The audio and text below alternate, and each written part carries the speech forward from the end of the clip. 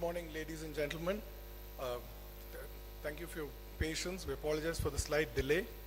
It is indeed a great honor for us to have with us Mr. D.V. Swami, Chairman MPDA, Ministry of Commerce and Industry, as our chief guest for the 131st UPASI Annual Conference. Mr. D.V. Swami, 2001 batch IAS officer of Orissa, is a postgraduate in political science. He did his graduation in economics and MPA from Harvard University on public administration. Presently, he is the chairman of Marine Products Export Development Authority, MPDA. During his rich and varied experience as the IAS officer, he was a collector of Keonjhar district, Orissa. He has held various positions as Development Commissioner of Cochin Special Economic Zone, Vice Chancellor Education Department, Higher Education, Rourkela and Sambalpur, Administrator, Housing and Urban Development Department, Rourkela, Revenue Divisional Commissioner, Revenue Department, Cuttack and Sambalpur, Mission Director, Rural Development and Panchayat Raj, Bhubaneswar, Director, Sports and Youth Affairs Department, Bhubaneswar, among others. Let me welcome the chief guest, Mr. D.V. Swami, to the 131st UPASI Annual Conference.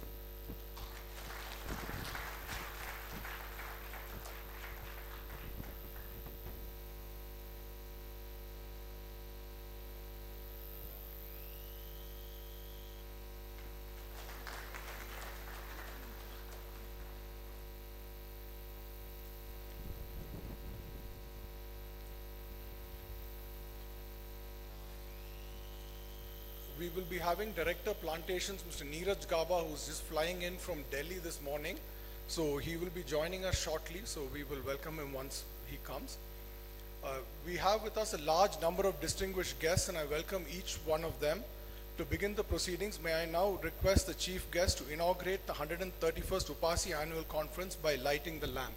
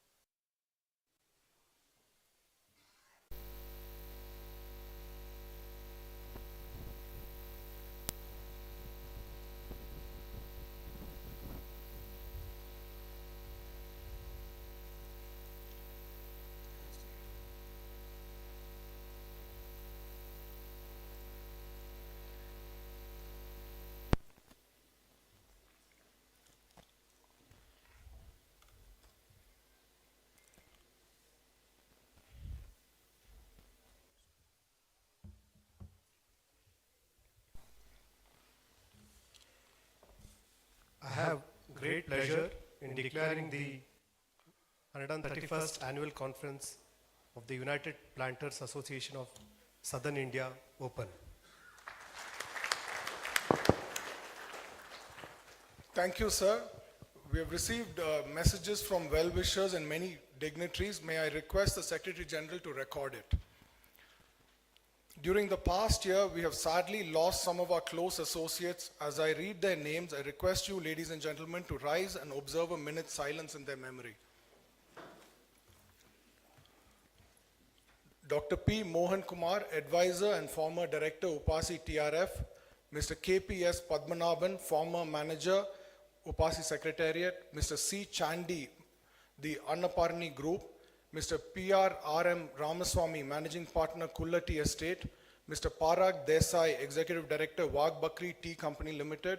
Mr. Ramakrishna Sharma, Travancore Rubber and Tea Company Limited. Mr. P.K. Madhava Menon, retired planter member of UPASI and former chairman of APK, Mr. Girish Kataria, small grower member, Mrs. Janaki Soundarraj, small grower member, Advocate M.C. George, father of Mr. Cherian M. George, who's our tea committee chairman, T. Rangaya, small grower member and former tea board member.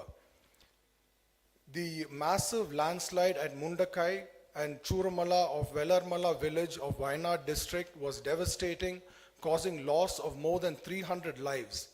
The landslide that occurred in the forest above Sentinel Rock estate of Harrison Malayalam has caused the loss of lives of 2 staff, 39 workers and 48 family members.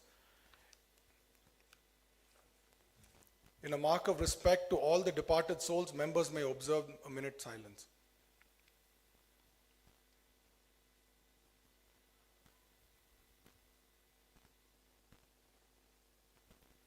Thank you.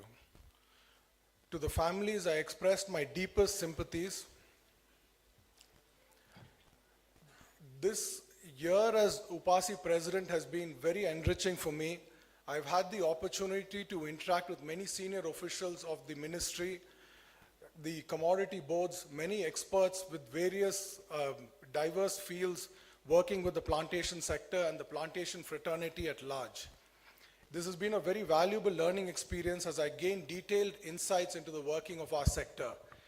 I hope to share some of these learnings with you today. What stands out as unique for our business is the long gestation period of our crops. Our crops take anywhere between 4 to 7 years before they start yielding economic returns. So this is a major challenge. Unlike other agricultural crops where the farmer can decide at the end of the year he can switch crops, we don't have the luxury to do that. And many of these states where we operate, the land laws also do not permit us to grow other crops, even intercrop with certain other crops, etc. So this is very unique to our sector, but this is a challenge which can be managed with good medium to long-term strategy. So it's important to view the plantation sector also in South India from a global and Indian perspective. See, India today is the 6th largest economy in the world. We have one of the highest growth rates of any economy that is there in the world. So very soon we will become the 4th largest economy in the world. So what does this mean for us in the plantation sector? The per capita income in India has been rising. It's risen over 50% in the last 10 years. Right now, the per capita income in India is 96,000 rupees per person per annum. So if you look at this from a South Indian context, the per capita income in Karnataka is 1,76,000 rupees. So we are 80% higher. Tamil Nadu and Kerala are about 10,000 rupees less than Karnataka, but we are 80% higher than the Indian average. So the Indian average, you will have many states that are much lower than the Indian average too. So as a result of this, we in South India pay amongst the highest wages for the plantations that is paid anywhere in the world. Kerala pays a wage of 493, Karnataka a similar wage, Tamil Nadu also within that range. With benefits, our costs are over 700 rupees. So compare this with Sri Lanka, which is 250 rupees until this recent hike, which marginally took it up. But Assam and Doas, which makes more than 80% of India's tea, is also 250 rupees. So this is one major challenge. Our wages are not, what we pay now is not a living wage. It is not a minimum wage. We are paying in South India market wage. It's something we need to be proud of. This wage is enough to incentivize workers in far-flung parts of India like Madhya Pradesh, Jharkhand, etc., to move thousands of kilometers with their families, come here and work. So our wage is good enough to do that because we have 30 to 40% of our workers today are migrant workers. This is also, see, when the per capita income rises, with that, when the development index goes up, with that comes the added problems of a developed economy or a more developed state compared to other states in India. The birth rate in Kerala is 1.8, and it's been there like that for many, many years. Most of the managers here can relate to me when I said we closed down all our creches about 20 years back. Now we're reopening them to cater to the migrant workers because the birth rate of these migrant workers is higher. So we are operating in a very different environment, and it's because of these macro factors. These factors only, as the economy keeps improving, the South Indian states are growing at even faster rate. So we need to be prepared for this challenge. We need to be aware that this is the path we're going in, and we would have to be paying higher wages. So we at UPASI, when we've interacted with the government on various forums, our request has been, traditionally we come under the Commerce Ministry because the plantation industry was viewed as a foreign exchange earner. Those days are gone now. The Indian economy has changed. We are not a very significant foreign exchange earner as such. So we should be viewed in terms of the number of lives we impact. In India, there are about 20 lakh growers in India. The plantation sector employs about 24 lakh direct workers, most of them women in rural places. If you added to that the support system and the larger economy, millions of people are dependent on this. So the South India, the three southern states where UPASI is present, 63% of all growers are in these three southern states. And 47% of all workers across India are in these three southern states. So this highlights our region's dominance. So we have been talking to government. We should be viewed in terms of the employment and the number of lives we impact. So any schemes that come out, budget outlays, this should be their primary thought process before which they allocate funds for our sector. The major change that we are facing, apart from the high cost environment with which we are operating, is climate change. Ladies and gentlemen, this climate change is real. It has not happened this year. You might see a landslide this year, and we think, okay, it's because of climate change that landslide has happened. But we have all witnessed climate change that's been slowly happening over the last 2 decades. I personally have a lot of interest in the Annamalays. The Annamalays was known as God's own country for tea because it had rain 11 months of the year. The district, with just about 9,000 odd hectares of plantations, used to make 30 million kgs of tea. Now it makes 18 million kgs of tea. This is purely because it's no more 11 months. Now we have 4-5 months without rain. Temperatures have gone up. We have tea mosquito, other pests and diseases. So the challenge, it's insurmountable. So we need to be aware that this is what is happening to us. Even any macro factors today. See, we coffee growers might be happy that coffee prices have improved a bit. But why have coffee prices improved? Because of climate change. Brazil has suffered. Crops have suffered in Brazil.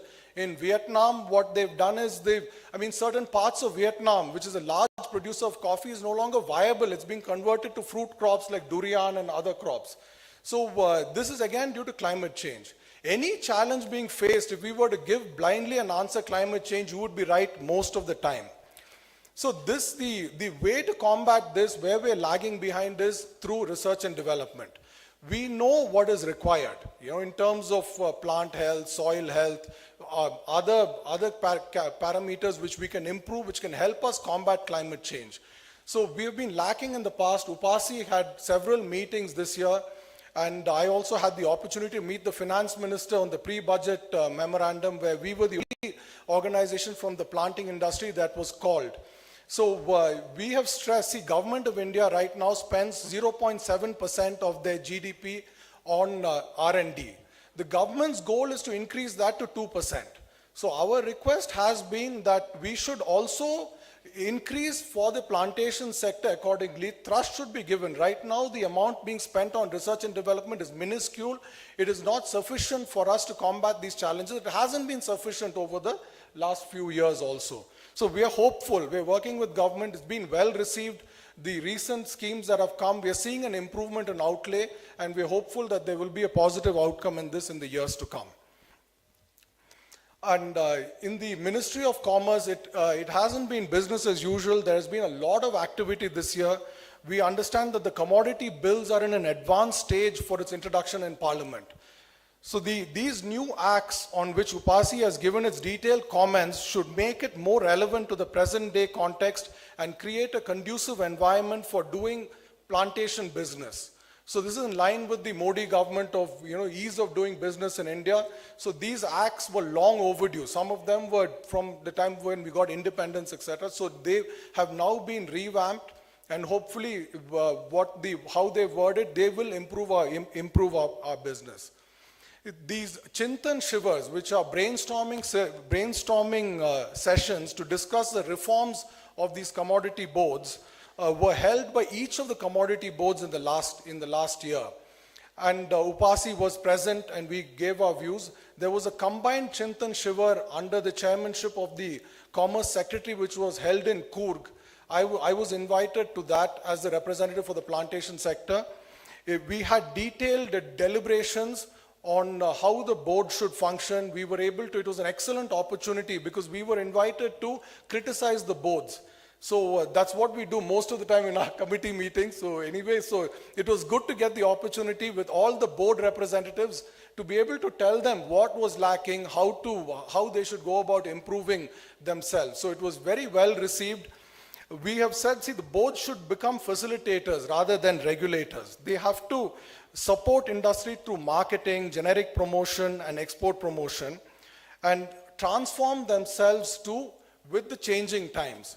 So this is in the works. There's been a lot of work happening, and something positive will hopefully come out of this.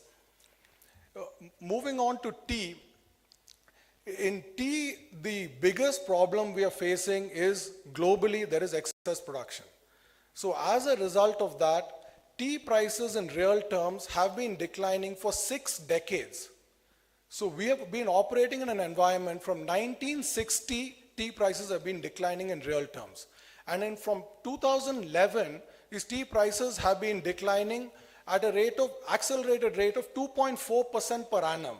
That is adjusted for inflation, our prices have been declining by 2.4% per annum. In South India, the global trend, we are very different because as I'll explain, see, from 2011 to 2023, in Northeast India, in Guwahati, and in Assam and West Bengal, the production increased from 875 million kgs to 1,157 million kgs, which was an increase of 2.5%. Kenya, which is the largest exporter of black tea, the production increased from 340 million to 377 million to 570 million. So they have been increasing in this last 12 years at a rate of 4%. So what has been happening in South India? In 2011, we had a production of 240 million kgs. So in 2023, we had a production of 236 million kgs. So we have been declining at a rate of 0.02%. So we at UPASI, when we were analyzing the area under tea, every few years there's a survey done on the total hectarage under tea. In 2005, when the survey was done, there was 119,000 hectares under tea in South India, all the three southern states. In 2023, when the survey was done, there was just about 100,000 hectares. So 19,000 hectares has been removed from tea. It's gone for other purposes. It is no longer tea plantations. So that is equivalent to having 2 districts being removed. So this is the environment with which we are operating. As the ED Tea Board mentioned yesterday afternoon when he was speaking to us, that its tea production goals to increase, it is not possible to horizontally increase them by increasing area.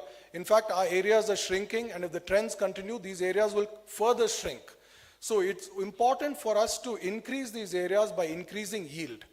So increasing productivity. That is the way forward. So there has to be, that is a solution we have represented to government. We will continue to do that. There has to be support for rejuvenation and replanting. If South India is to continue to make tea, if this 100,000 hectares are to be maintained, we need about 2% of our area to be replanted, for 2,000 hectares to be replanted. In 2,000 hectares today, the costs are 20 to 25 lakhs a hectare. So you need every year 400 to 500 crores of money that is required for this replanting to happen. Replanting right now is negligible, barring few unique cases. Nobody is doing replanting. They cannot afford to do replanting. So the government has to come out with a scheme where this is addressed. So hopefully there will be something positive in this outcome in the next plan that comes. See, the global situation, the Vice President, Secretary General, and I had the opportunity to attend the FAO Intergovernmental Group meeting in Guwahati, where all the major tea producing nations were there and the major tea consuming nations were there. So the feedback from all of them, all the African countries, from China, the feedback we received was, there's a glut. They're not able to sell the tea they're producing. They have excess stocks. So it's the same story everywhere. So there's very little in our control that we can do. So we need to look at our domestic market. A domestic market is an opportunity for us to be able to steady this our position and protect the lives that are dependent on our sector. There was a study done by BDO on the per capita consumption of tea. So this from the year 2017 to 2023. So this was a period of about 6 years. This study indicated that 786 grams of per capita consumption in 2017 has increased to 840 grams. So this is an increase of less than 1%. As we spoke, the production in Northeast, which makes 80% of the tea, it's been increasing by 2.5%. When consumption increases by 1%. So this is the result we have been seeing with depressed prices and the losses that we've been incurring. So it's encouraging. We've repeatedly represented to Tea Board, we've represented to Ministry of Commerce for generic promotion, and in the recently finalized and approved medium-term framework, they have approved 70 crores towards generic promotion. So when we met senior officials from the Commerce Ministry and also understand the thinking of the government, there was a request for them to say, they wanted industry participation. So UPASI at the executive committee level deliberated, and we said it's fair enough that industry should also, we should take our fate in our own hands, and considering the prices, considering our affordability, we thought that we will put forth an initial proposal that why doesn't industry contribute 50 paisa per kilo, provided the buyers also contribute 50 paisa per kilo.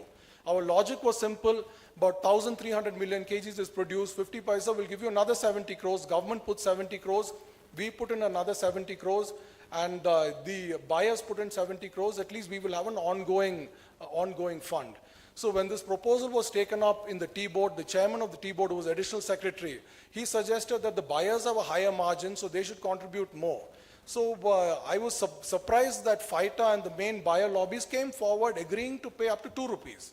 So, the chairman of the North Indian Planters Association said, we have a higher price, we look at 1 rupee from auction teas. So this is a very positive outcome, because if you look at commodities that have done well, milk has promoted itself very well to increase milk consumption, because milk production was far exceeding demand some time back. But they have promoted the health benefits of milk, and that's done well. So has eggs.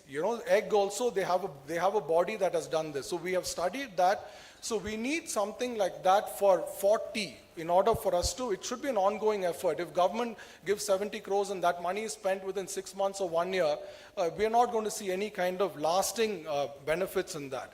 So some of the suggestions that we've put forward is that it should be a joint initiative, not just government, it should be a joint initiative of the private sector and government. A committee of experts should be formed with representatives from UPASI, with representatives from FITA, the buying body, with experts from the media, and hopefully the Tea Board, so that this committee can have a strategy in place.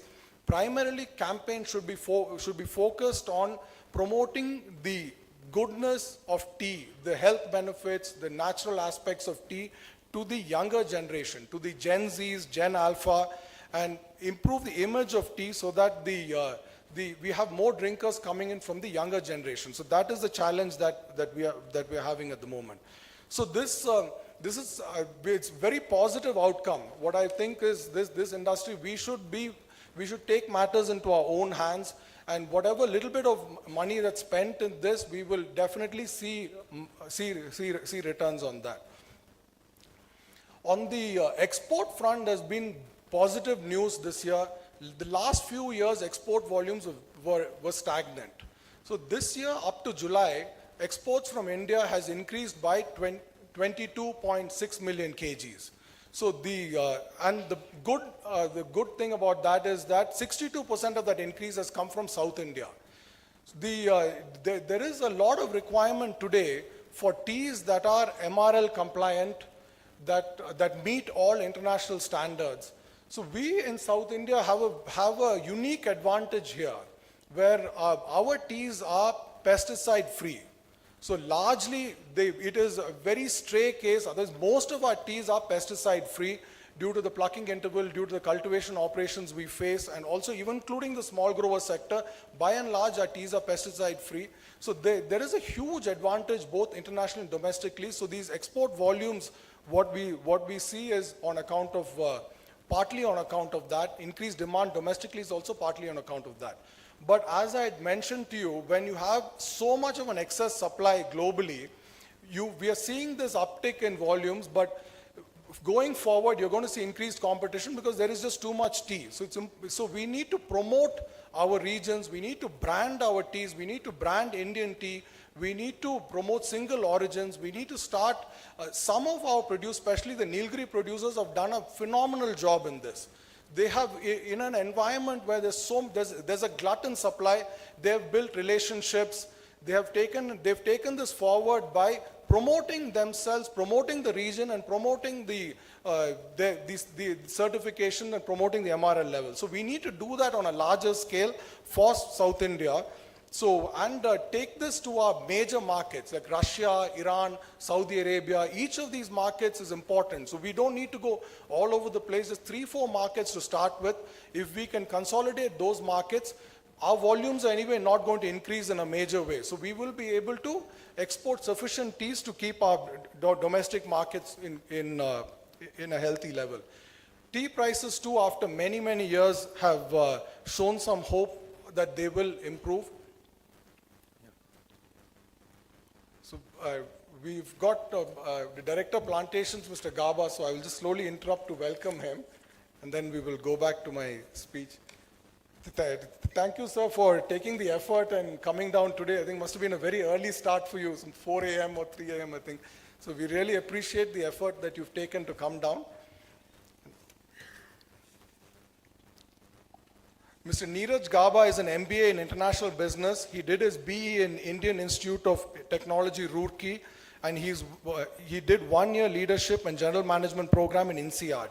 He was selected by UPSC as a lateral entrant to Indian Civil Services before joining to the ministry. He worked as business manager Hindustan Unilever Limited for 16 years, a graduate engineer trainee at Tata Motors, management trainee with Louis Dreyfus Group, manager business development with Polyplex Company, and vice president Live-In Guard Technologies. Currently, he's the director of plantations under the Ministry of Commerce and Industry.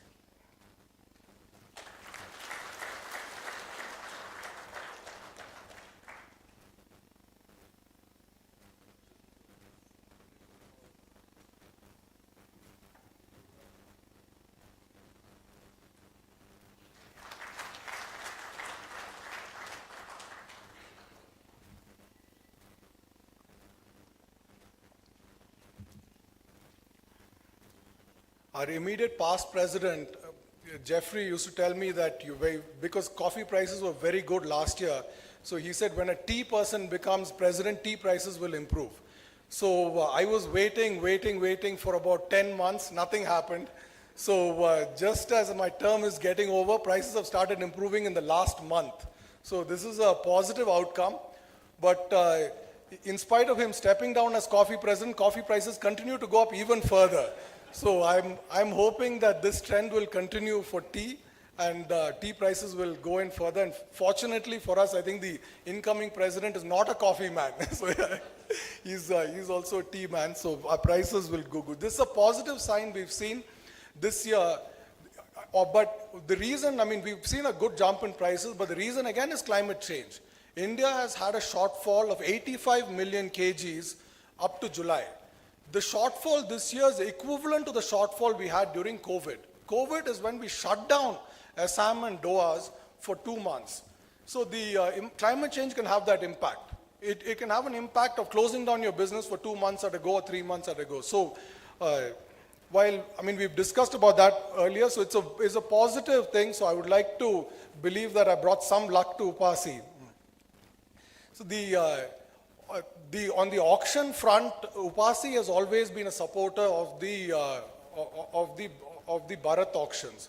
Bharat auctions, we engaged with T-Board, we gave our suggestions. When these auctions were conceptualized and rolled out, we readily supported for them to be rolled out in South India first.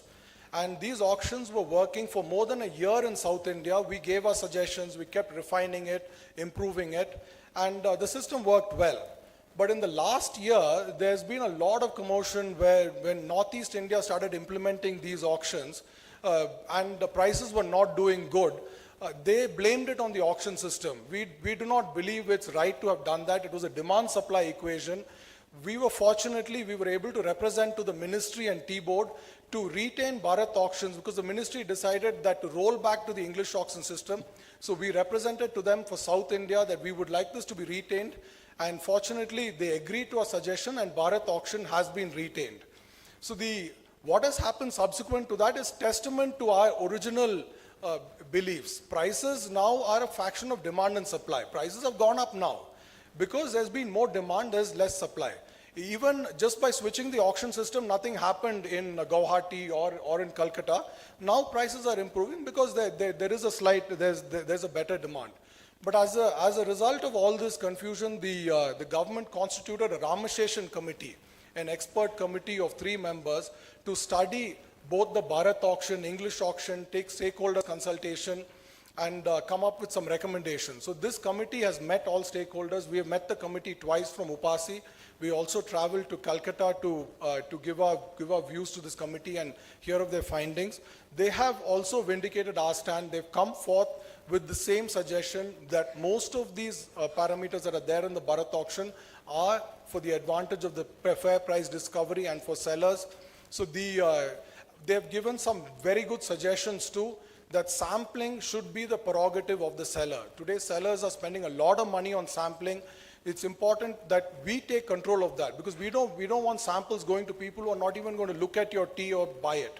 So this is a positive welcome from that.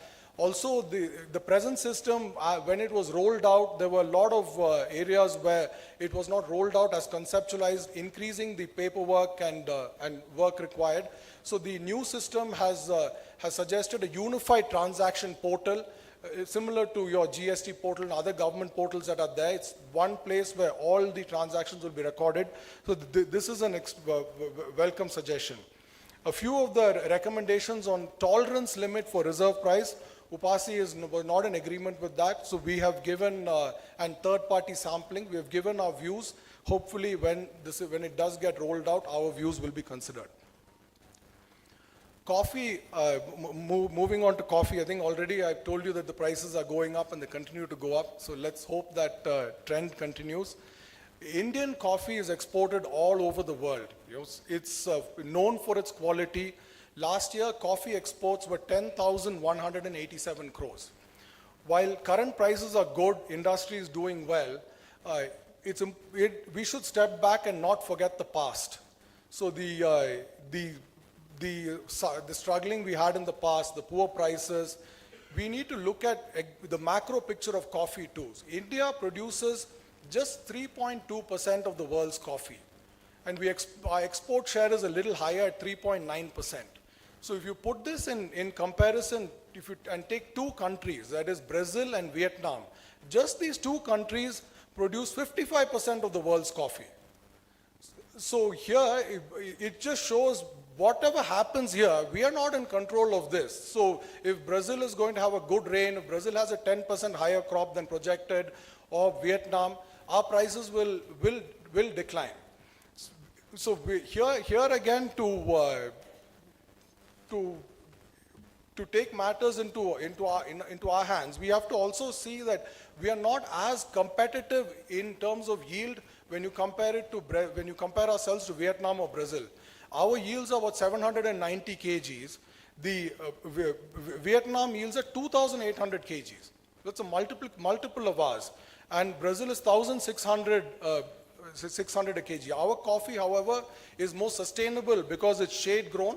But unfortunately, we are not getting a premium for being sustainable or being shade grown.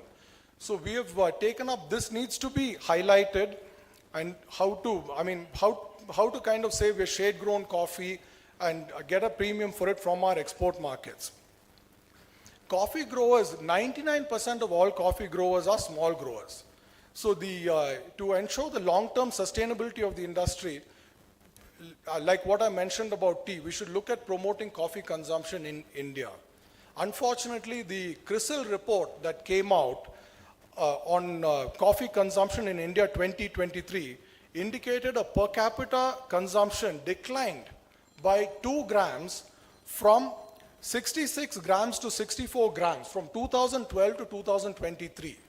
So you see people, the younger generation drinks more coffee now, more people are consuming coffee, but over a 10-year period, the per capita consumption as it is 66 grams is very, very low in terms of per capita consumption when you compare it to other countries, but it has been declining.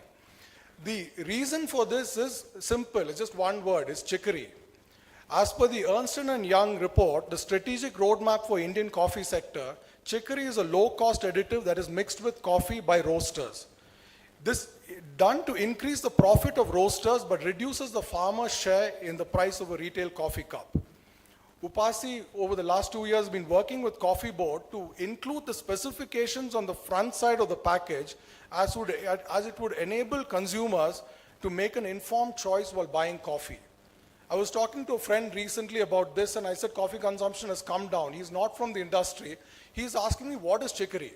So he has been drinking coffee with 30-40% chicory, not knowing that he's been drinking chicory also. So we have said the labeling should be front and center. It should be proportionate to the size of the package. Give the consumer the choice, but at least let's keep them informed that there is so much percentage of chicory. This same study said if there's a 70% coffee chicory blend, the farmer's share of a cup of coffee is only 5.9%. So we have a very, very minuscule share. So the coffee has very low price elasticity.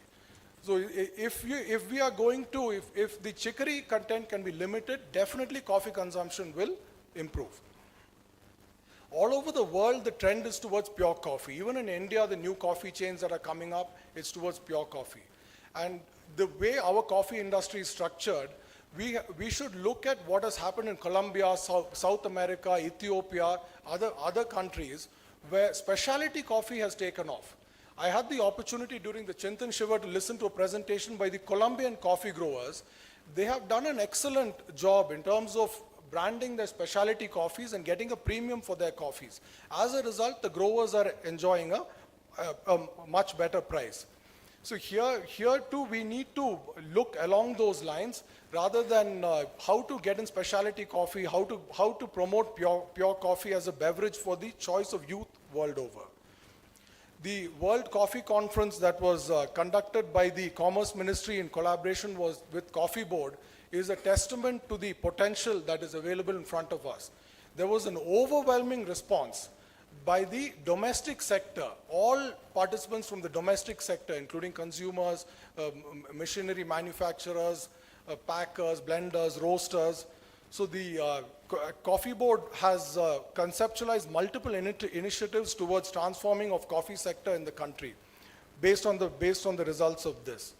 So to approach as an action plan for growth in the sector, a stakeholder consultation meeting was also organized recently to deliberate on diverse themes from farm to markets. These initiatives on implementation could prove the way forward for the coffee sector.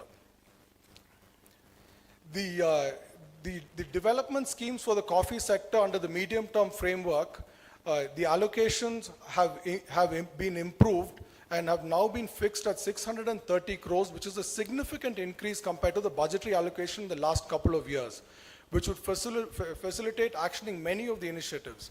We thank the Government of India is increasing the outlay for the boards. UPASI also supports these initiatives which we believe would provide much needed boost to the coffee sector in the country, and coffee boards should ensure that these are implemented to achieve the objectives envisaged. A special focus should be given to implementation of the latest technologies too. Those of you who were here yesterday afternoon, Dr. Jagdisha, the Secretary of Coffee Board, presented the 2047 plan. It's an excellent plan. UPASI fully endorses that plan. It will, most of the challenges what I mentioned now of increasing domestic coffee consumption, increasing exports, value addition, all are covered in that plan. But from past experience, we are currently at about $1.2 billion, at around 10,000 crores of exports. So as per that plan, the intention in 2047 is to have $6 billion worth of exports. So this is the equivalent of 50,000 crores, approximately 48 to 50,000 crores. Earlier, when we were talking about current outlay for tea, rubber, coffee, our representation to the ministry was at least 5% of the projected turnover export revenue should be plowed back to achieve that revenue. So here, if we are going to achieve, Dr. Jagdisha's plan was excellent, but our views to that is there should be an outlay that makes it possible to implement that plan. If it's going to be, if the government is looking at a 50,000 crore projection, they need to be willing to spend 2,500 crores. If you're going to do this 500, 600 crores, achieving that 50,000 crores is going to get delayed. So the ministry is in the best position to know how to do it, but the allocation has to be proportionate to what our goals and targets are.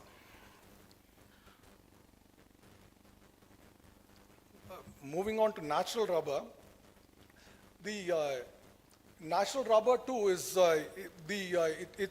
it's very different from tea. Here you have demand increasing globally.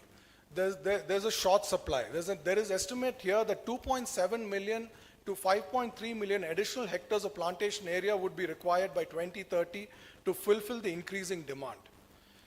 The landscape is changing both globally and domestically.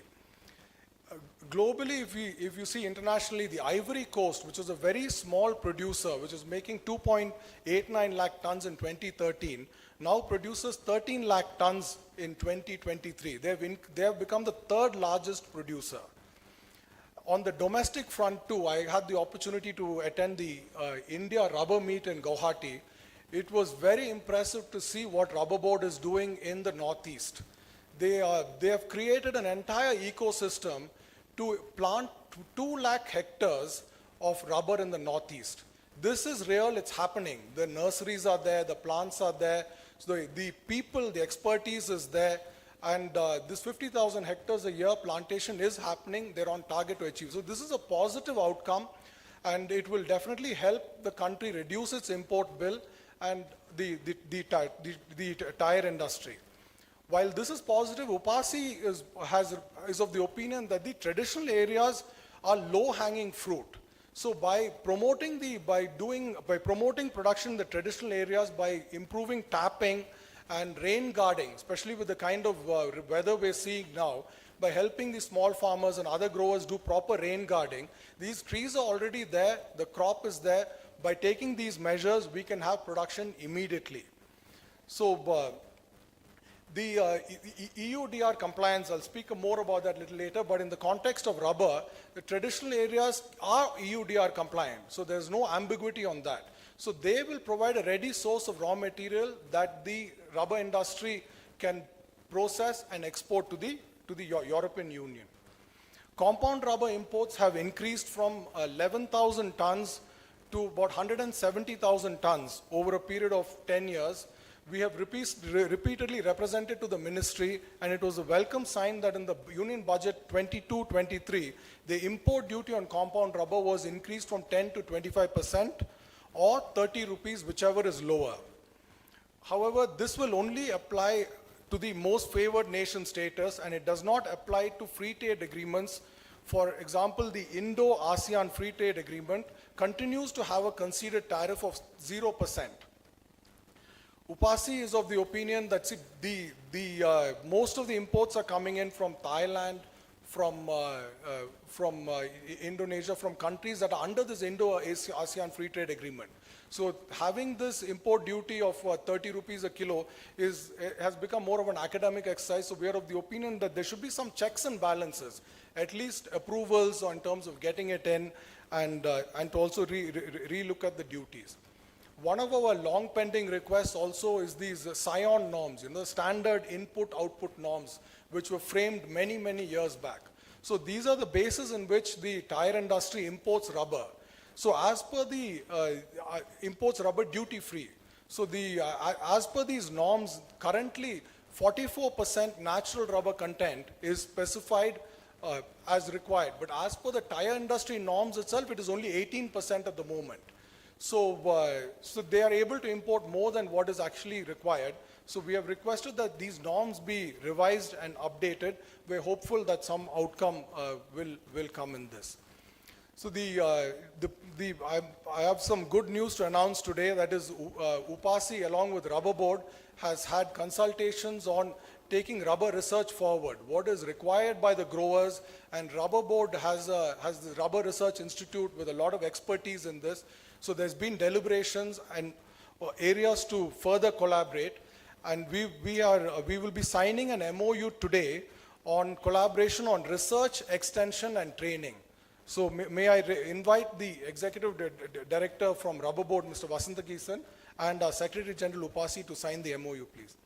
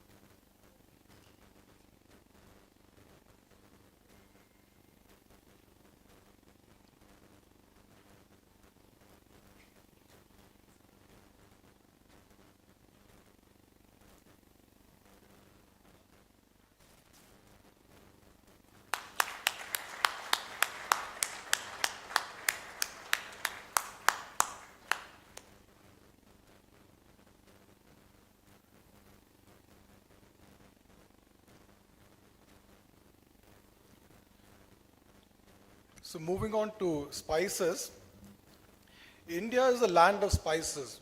We have the ideal climate, soil types to grow a variety of spices. Spice exports have been quite impressive over the years. They now account for 10% of total agricultural exports from the country and 40% of all horticultural exports. Value addition in spices needs to be encouraged, as presently value addition in spices is limited to oils, oleoresins, ground spices, curry powder, and dehydrated and frozen dried shrimps. The potential for micro-encapsulated spices and sterilized spices for exports is there. In 23-24, spice exports were $4.4 billion US, with value addition and marketing, this can be increased further. The presentation by Spices Board yesterday had, again for the 2047, they had a very impressive target of $25 billion. So it is possible, because India has more than 16, 17 agroclimatic regions. We are suited to grow almost every spice that is there, most of it. So it is possible. Here again, I will reiterate to the ministry that allocation should be in line with projections. So there is also a lot of potential for intercropping of high value spices in plantations, more relevant to us, where we can assist in reducing the import duty. I was surprised to learn that India imports 1,352 crores worth of cloves. We import 800 crores worth of cinnamon. We also import 325 crores worth of nutmeg and maize. This can be grown. Our regions are suitable for this. this can be grown. So this will also help reduce the import bill, and there's a readily available market that is there for that. On black pepper, GST on black pepper, we have taxing the farmer on basic operations to make the crop that is fit for transport and storage is contrary to the objective of value addition at the farm gate. So UPASI has represented to the government, we have represented that the GST on black pepper should, at the farm level, should be waived. On general issues, I had the opportunity to visit the Atal Incubation Center when I was Vice President along with our past President, the Atal Incubation Center for Coffee in Bangalore. So it's very, very impressive what they're doing. They're nurturing startups. There's Make in India that is being promoted there, value addition, training of people for the present ecosystem. So an idea came, why don't we look at an Atal Incubation Center for tea and spices?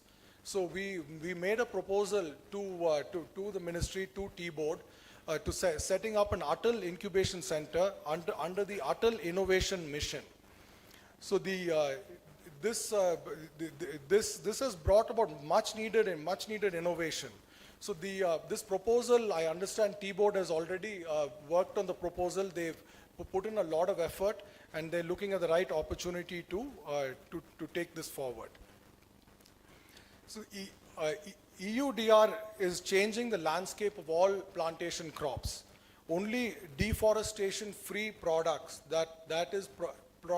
plantations that have been planted before the cutoff date of 31st December 2020 will be allowed for import into the European Union. This, among our crops, it applies for coffee and natural rubber, palm oil, cocoa, there are various other crops, but for a plantation crops, it's coffee and natural rubber. We at UPASI, we are of the view that this is advantages for traditional growing areas like ours because we are EUDR compliant. So we've been engaging with Coffee Board and Rubber Board, who are completely seized of the matter, to have a mechanism in place that is acceptable to the EU. Therefore, we can take advantage of that. Let me now take the opportunity on recalling with gratitude the help and support that we have received from various quarters during the past year. I would like to thank Mr. Amandeep Singh Bhatia, the former Additional Secretary Plantations, Ministry of Commerce and Industry, for the support he extended during our visit to Delhi. He gave us a lot of time. He was someone who went into detail on every issue we raised, and the Ramasheshan committee, many committees, not only did he form them, he also saw through the tenure of those committees and those recommendations to be released. So we are grateful to him for all the support and what his contributions to the plantation sector. I would like to thank Dr. Jagdisha, CEO and Secretary Coffee Board and Secretary Spices Board, the Executive Director of Tea Board, Dr. M. Muthukumar, Mr. M. Vasantagisan, ED Rubber Board, and Mr. Dharmendra Das, Director Development Spices Board, for attending the conference and extending their support. I would also like to thank Mr. Saurabh Pahari, Deputy Chairman Tea Board, and Mr. S. Soundarajan, Director Tea Development Tea Board. Through the year, I have received tremendous support from the Vice President, Mr. Matthew Abraham, Mr. Jeffrey Rebello, the immediate past President, the Chairman of our 4 commodity committees, all members of the UPASI Executive Committee, and also our past presidents, for which I am grateful. The strength of UPASI is in the coordinating backing it receives from the 3 state associations, Planters Association of Tamil Nadu, Association of Planters of Kerala, and Karnataka Planters Association. I express my gratitude to all 3 chairmen, their executive committee members, and the secretaries. Mr. R. Sanjit, the Secretary General at UPASI headquarters, has demonstrated unwavering dedication and tireless efforts throughout the year, making invaluable contributions to UPASI. We are indeed fortunate to have him on our team.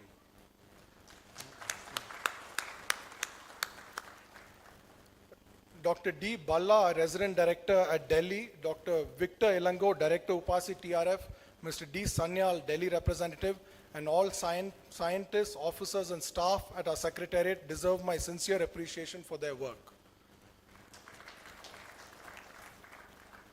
I'm very fortunate to have my mother and father here today. Their influence and support have been invaluable, and I'm grateful for the countless ways they've helped shape my path. I would like to specially thank all the members of our association for allowing me to serve you as president and reposing your trust in me during the past year. Last but not least, I thank all of you ladies and gentlemen for responding to our invitation and gracing this occasion. Thank you.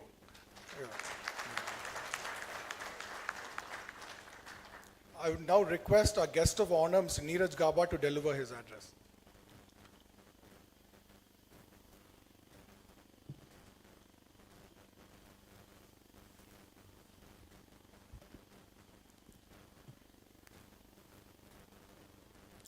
A very good morning to everyone. President UPASI, Shri Sridharan ji, Shri D.V. Swami ji, Chairman MPDA was just here, Mr. Matthew Abraham, Mr. Sanjit, all distinguished members of UPASI and all delegates who are attending this conference. Firstly, it's a great privilege for me to be here to attend the 131st session or annual conference of UPASI. Just the fact that it is the 131st session tells a lot about the heritage, the history, the rich legacy that UPASI has been carrying in the field of plantations, in the plantation sector. Of course, plantation sector in itself is a very important sector for the economy. It's on account of its export potential, tea, coffee, spices. These are all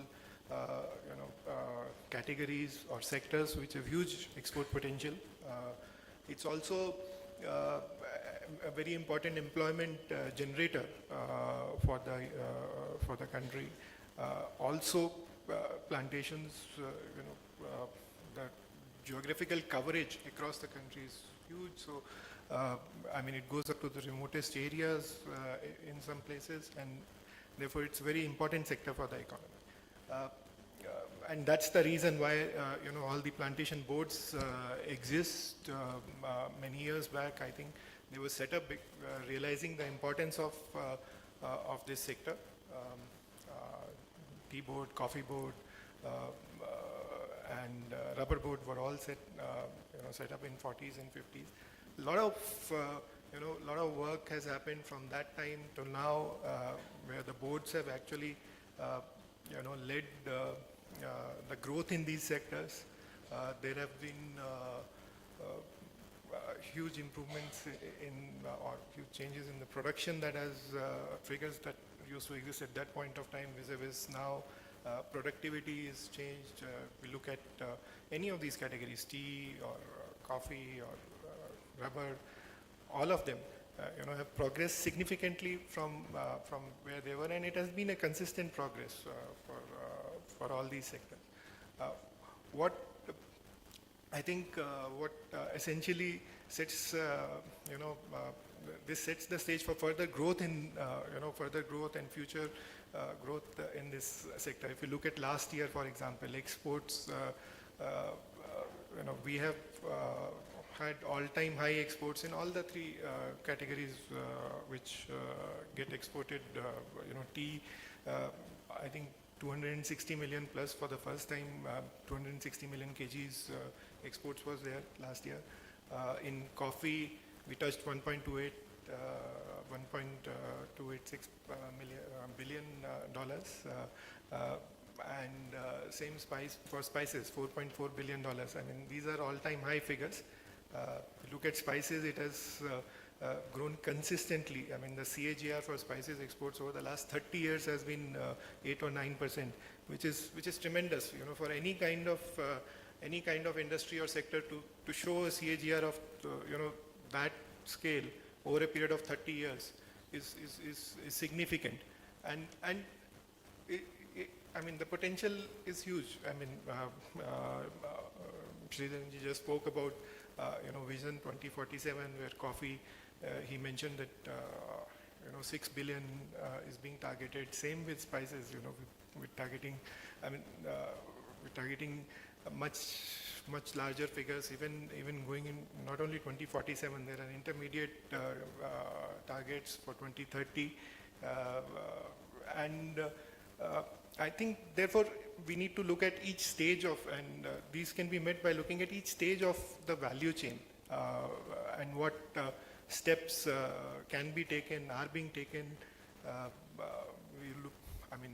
Let's look at, for example, start from the producing stage or the plantations itself. I think we look at categories like coffee or sectors like coffee and rubber. We need to improve our production, and therefore, there is need to grow these commodities beyond the traditional areas where they have been grown. Steps are being taken by the boards to that effect. Trials are being done in non-traditional areas. I think, but it has to be a collaborative effort when we look at expanding into non-traditional areas. We would need climate resilient varieties. I spoke about the work that has been done by UPASI over the years in some of the categories. Tea, for example, it has released 30 plus clones, which may have led to high yields, improved productivity. So similar work, I think, needs to continue to happen in a very collaborative way for making sure that not only we look at actions of or identifying places where we can increase the area of these plantations, but also have the right inputs, have the right varieties to be able to get appropriate yields from those places. So that's one. If you look at the construct of the sector, small growers have gone on to become a large proportion or contribute a large proportion of production, especially it's there in all the sectors, but the growth has been there. For example, in tea, over the last few decades, and therefore, to make sure that we have adequate capability at the production stage. We have adequate facilities at the production stage.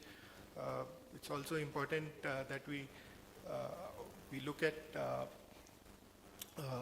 bringing them together, organizing them together into SHGs or FPOs, and making sure that they use collective strength to have common facilities, get better financing, get value addition, bring value addition closer to them, and not only that, and with better capability, with better understanding of agricultural practices, they are able to, we are able to improve the quality of the products that enter the markets. At the end of the day, the value, gets realized. There is a value which comes from the final product that goes into consumer's hand for any category, and that's the value that gets down to the chain. And the better quality of products that can go in, the better kind of products that can go into those consumers will always lead to better price realizations. I know Sridharanji just was talking about improved prices this year on account of demand and supply.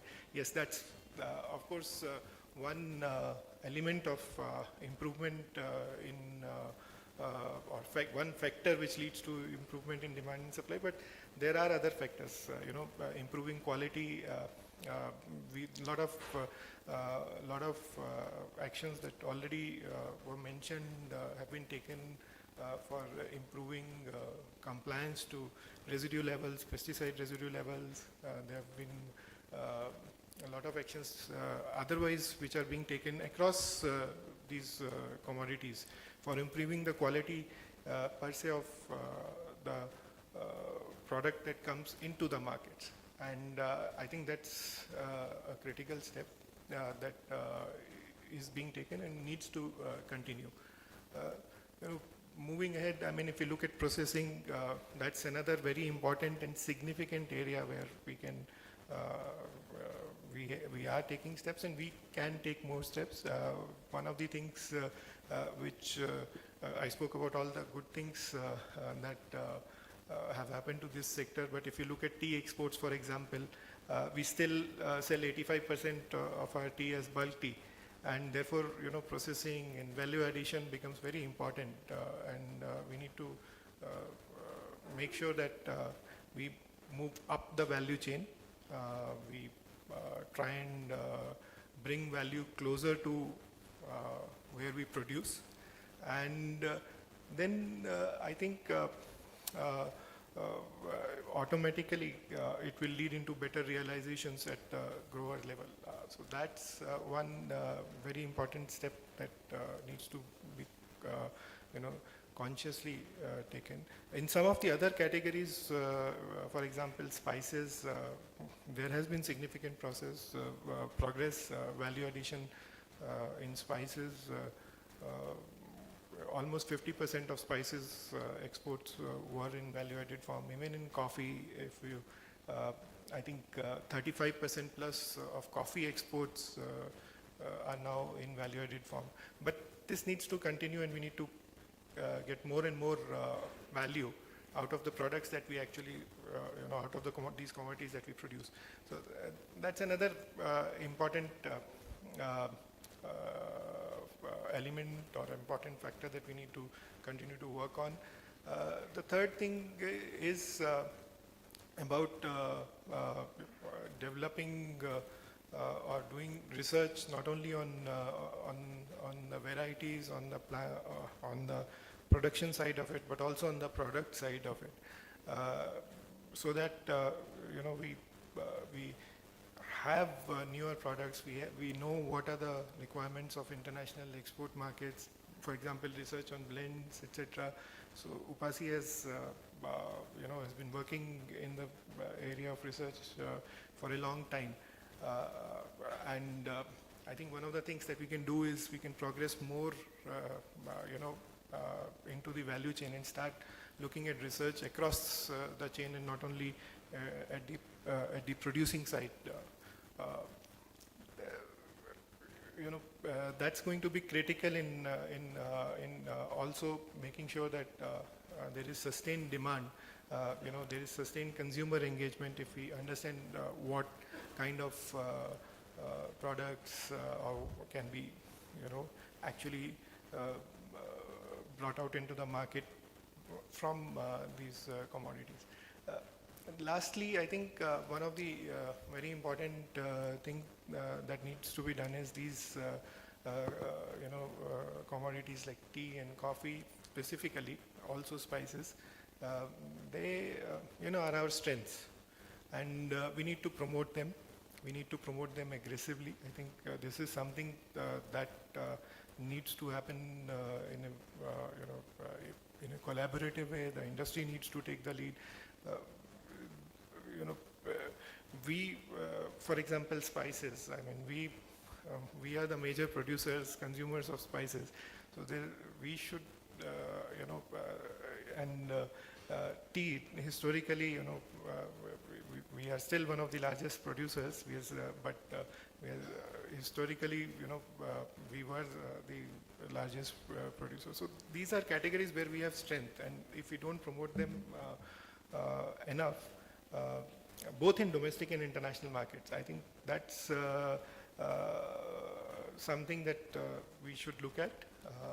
A lot of these steps that I just mentioned, we have recently, you know, the new schemes, Sridharan also mentioned in his address, new schemes have been approved for these 2 financial years, current year and next year, where significant increase in allocation has happened, has been done for all the sectors.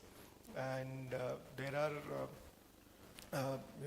there is support which is available for example, in a much larger way. For example, for carrying out generic promotions, for carrying out value addition activities. I think we need to make sure that we work together, the industry work together, so all the stakeholders work together, and associations such as UPASI has a very significant and important role to play in this. I mean, they can be the bridge between different stakeholders, work together to make sure that whatever support is available gets utilized, and of course the support is there from the government side as well.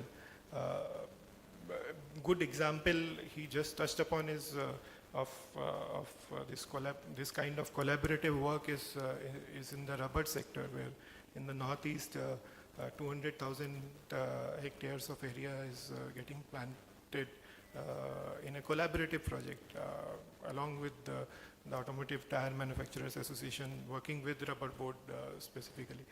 So this is where I think we need to move ahead to, where we can work collaboratively together. I wish UPASI all the very best for the coming year. The last year was great, as he mentioned, but I wish them all the best. I wish all the delegates who are here, all the attendees, all the members of UPASI, the very best for the next year. Thank you so much. Thank you, sir, for your talk and your best wishes for UPASI. May I now request our chief guest, Mr. D.V. Swami, IAS Chairman MPDA, to deliver his address.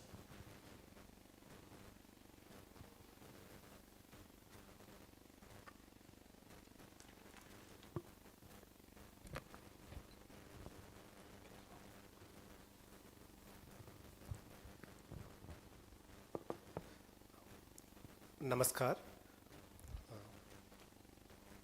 Mr. Sridharan, Mr. Matthew,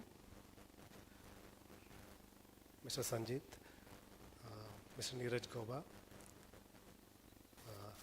Mr. Muthu, Rubber Board, Mr. Vasant, and other dignitaries present here.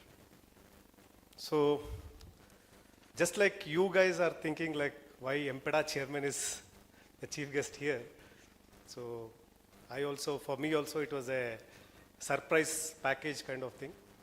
I was in Delhi 2 days back. I was having my dinner.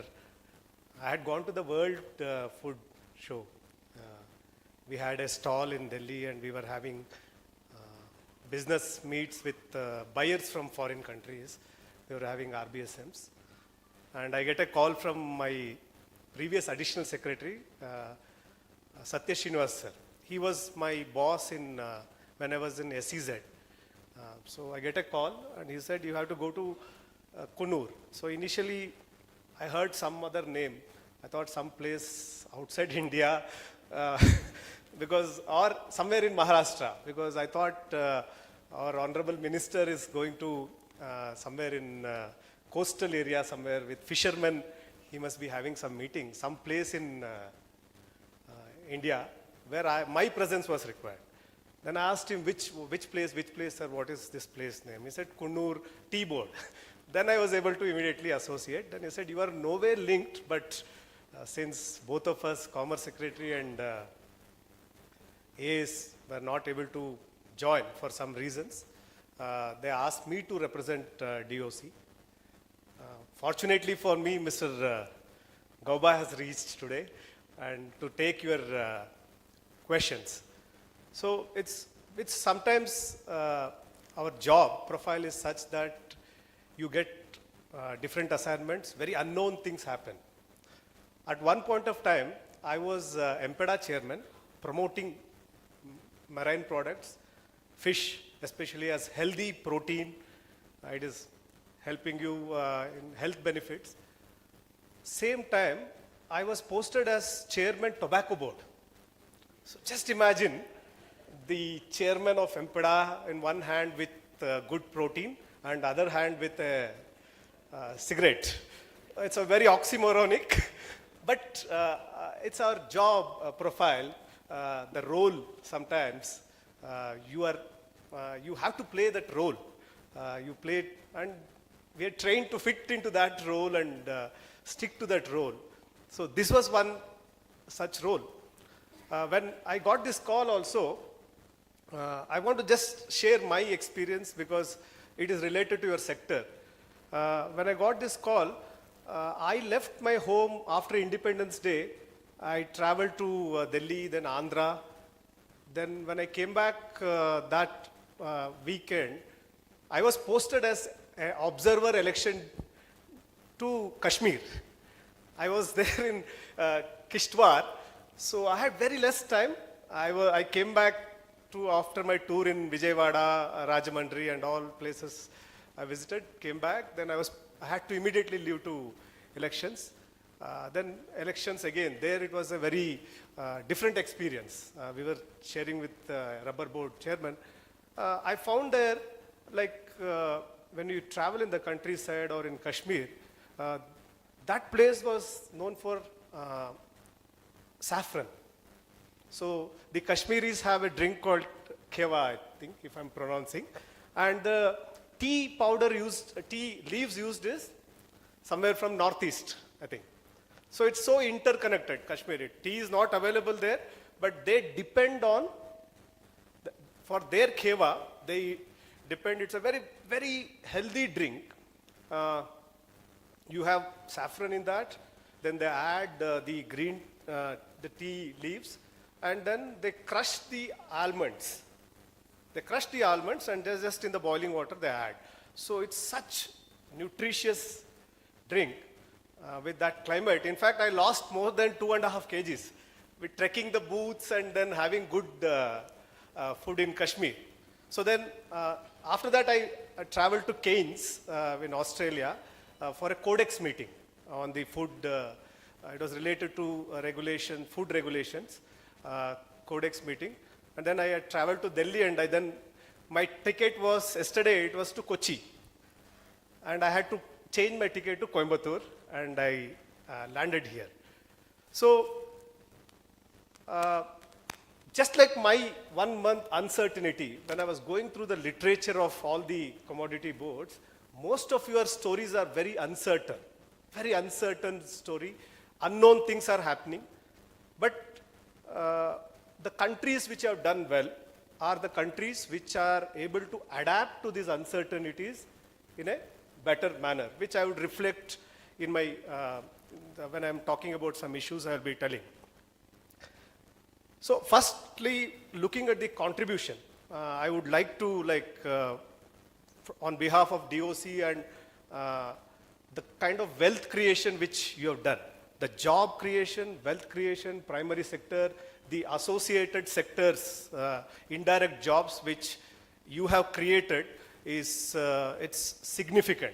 That contribution, I think, I am privileged to be here, and as wealth creators, your contribution needs to be recognized. I congratulate all of you in contributing to the nation's economy.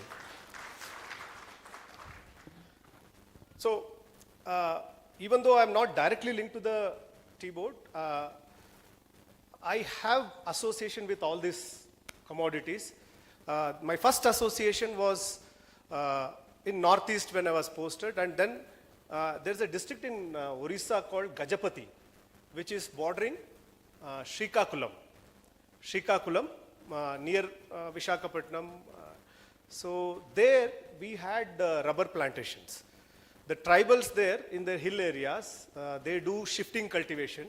So instead of that, the rubber board officials there had some intervention. In agriculture, what they used to get, that was peanuts. But rubber, you go to those villages, rubber has changed the economy of that whole village. the sanitation. There's an NGO called Gram Vikas which works there on water and sanitation. It's one of the best model village. That was in 2006. In 2006 I had seen. And the value these rubber sheets, which we from the ITDAs, there's a agency called ITDA in the tribal areas.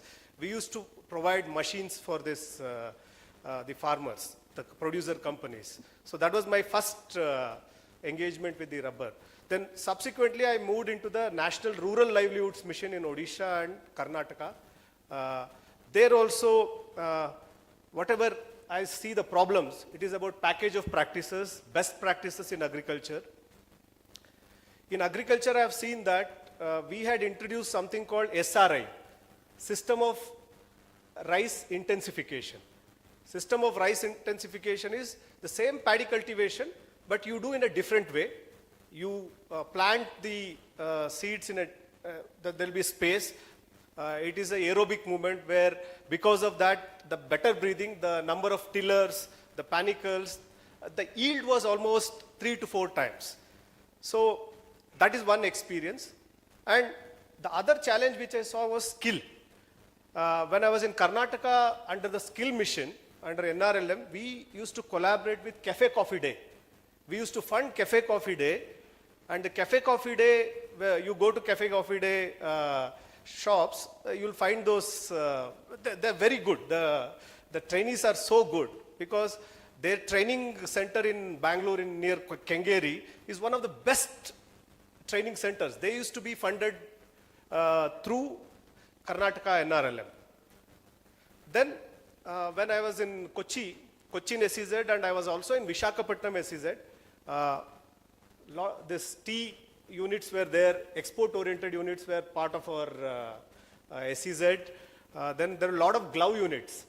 The glove units did exceptionally well during the COVID period. During COVID period, the contribution of the rubber growers for the domestic glove unit and the domestic supply chain was significant. So I had that experience. Then there are a lot of spice units also. There were a lot of spice units, and many export-oriented units used to come to us for approval for extracts from the spices, value-added products, whether be it in Karnataka or Telangana with the chilies. So I had the opportunity of working in this, across this sector and understand the issues of quality. So when I went through the challenges like skill, quality, traceability or productivity, post-harvest management, I thought like I will talk about EMPEDA because we face similar problems in fish and aquaculture. It is related because all these supply chain, value chains are related. So I would share some of my experiences which EMPEDA is doing, which may be beneficial to all of you. So now coming to two theories I would like to introduce. One theory is by a professor in Harvard called Ricardo Hausmann. Ricardo Hausmann, he was a minister and in a Latin American country, and he used to teach a course. He introduces a concept called complexity ranking. Atlas of complexity for the whole trade which happens between countries. And in his theory, he comes out with a very lot of evidence-based studies. He says for a country, for a developing, for a country to be advanced or developed, it is not your geography, or sometimes it is not even corruption, not even education system, but it is the products you produce, the complex products you produce, that determines the per capita income of the country. So, and they rank the countries in terms of the complexity, what we produce, and I think India is somewhere in 40th rank, roughly around 40 ranks, and China is almost in 15th or 16th rank. And evidence shows that countries which move up in this complexity ranking, their per capita income increases and they have better economic outcomes. So if you see our sector, whether it is marine or whether it is all these commodity boards, as the director was emphasizing, we focus mainly on commodities and we don't focus on products. Like the top countries are Japan and USA, all these countries produce very highly complex. The complexity is determined based on the HS codes. Each HS code is assigned a rank, and then based on collective ranking of those products produced in a country is ranked. So this is one concept. And the second thing is for the commodity boards and all of us sitting here, there is a theory called problem-driven iterative approach. So I just want to make it academic, because in India, we always try to give solutions. So somebody has a fever, we'll say paracetamol le lo, just take paracetamol. We don't diagnose properly. The fever is a symptom. Fever is not a disease. Fever is a symptom, but if you examine the body through physical examination, blood test or various tests, then only we will be able to identify the root cause of a problem. But we don't address the root cause of the problem. Most of the interventions, what we do is, we think that we have a solution already, and we say that this solution will work, and that solution does not fit to the problem. So unless we understand the problem and address the problem properly, then we will not be able to solve. So based on these two theories, some of the interventions what we are doing in MPEDA and what other boards also can learn is like, one is the quality, like there were some issues on quality. Similarly, we have quality issues. There are two antibiotics called nitrofuran and chlorophenocol, which are, if you consume that, it will lead to resistance, AMR resistance, and it will have problems. So whatever we export to Japan, 100% of our consignments are tested. And whatever we export to EU, 50% of our consignments are tested because of antibiotics. And EU takes the decision on antibiotics based on the number of rejections which happens at the port. So now to fix the antibiotic problems, what we did was we did a multi-stakeholder analysis, and we found that antibiotics was not a problem. The problem for antibiotics is because there is a disease, the farmers are using antibiotics, and there are positive antibiotics which the farmers can use, but there are some quacks who are recommending them to use these two banned antibiotics. So when we did this stakeholder mapping, we found that for the main problem, there are many sub-problems. And those sub-problems are like, there were a lot of quacks in the system who were who were advising the farmers. So what MPEDA did was, we listed all these quacks and we introduced a course for them, training course, that what should be your recommendation to the farmers. That was one intervention. The second interventions what we are doing is, these two antibiotics are used for dogs also, for pets. They're used for pets, so you can't ban it completely. So we took a different approach, saying that we will ban this bulk production of these antibiotics, and then we are working with the health ministry to ban this, to the drug controller we are trying to ban. That is one. And we also have efficient lab systems established by MPEDA. After the harvest, the test is done, and then pre-export also the test is done. So MPEDA also has created a chain of labs where we provide services. So we are not addressing the problem in a single way. Like, we are trying to see multi-stakeholder approach and trying to address. And when EU regulators come, they see that what is the action taken by the district drug societies? So the district drug societies come under the control of state governments. So then we had to engage with the state governments, constitute district drug task forces, and we speak to the district collector level also, and try to ensure that the district drug task forces meetings are also done. My point here is, if you see the challenges which you are facing, it's not the plantation problem. It is like the value chain is so complex that there are multiple stakeholders in the value chain. So unless we engage with this value chain in the stakeholders, all the stakeholders, we would not be able to succeed. And more engagement with state governments, because some of the things are in the state government and you are located with the Commerce Ministry, but the production actually happens in the state government. So we need to engage more with the state government. This is what MPEDA has been doing for the last 2 to 3 years in our Chintan Shivirs. We are calling the state governments. We prepared a state profile. For each state, we have a profile. What is the challenge in that state? And whenever we meet the chief secretary or the fishery secretary, or industry secretary, we go with them with this challenge. As somebody was telling, these bodies should become from regulator to more of a promoter. We are more like a policy advocacy body also. We are regulators, but regulation also in a different way of regulation. It's advocacy. Then second thing is value addition. We export almost 8 billion worth of marine products.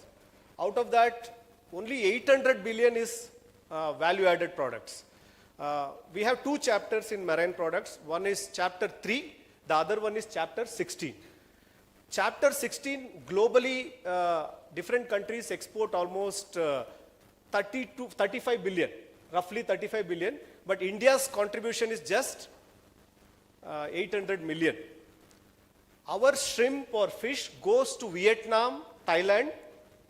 It is value added in Vietnam and Thailand, and then it goes to EU or America.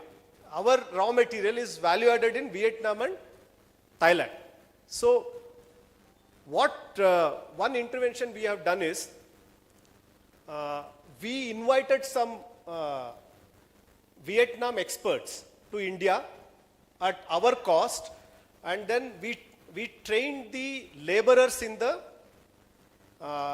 from all the plants. We brought the workers and we trained them as master trainers.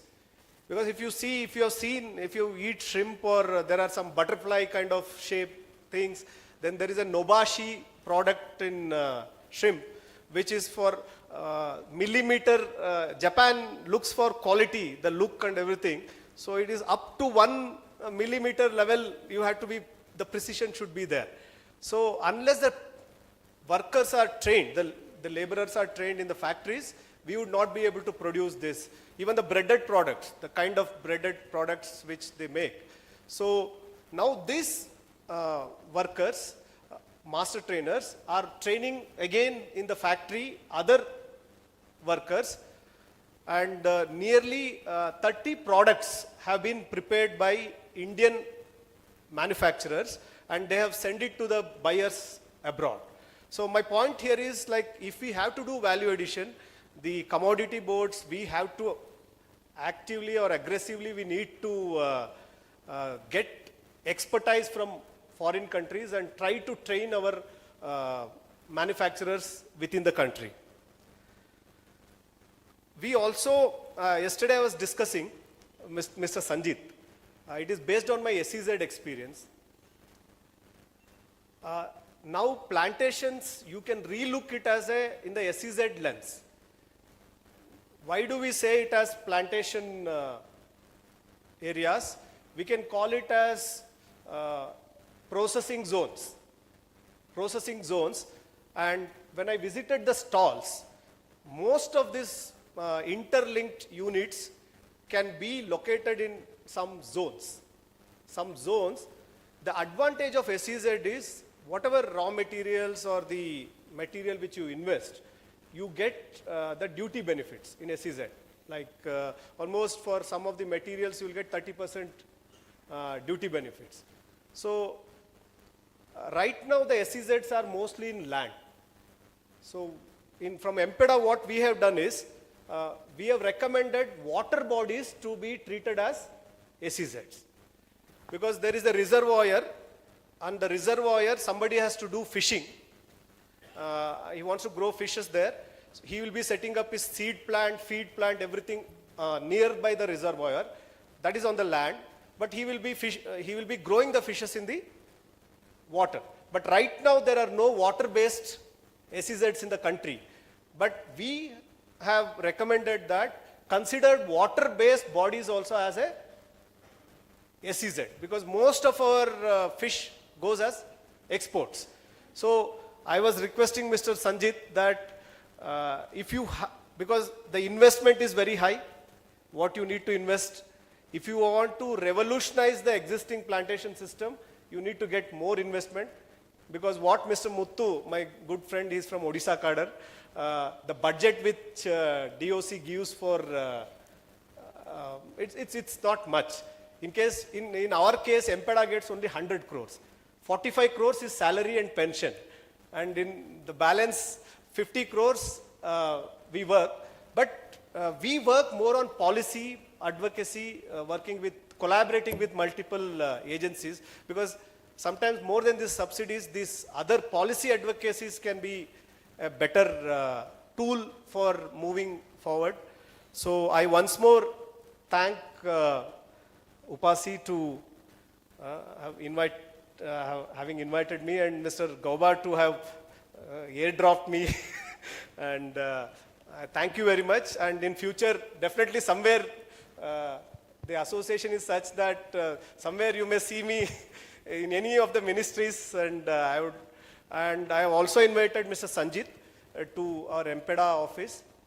Whatever proposals you have given, I am going to send a report to the Commerce Minister and AS with evidence-based recommendations I am going to send from my side.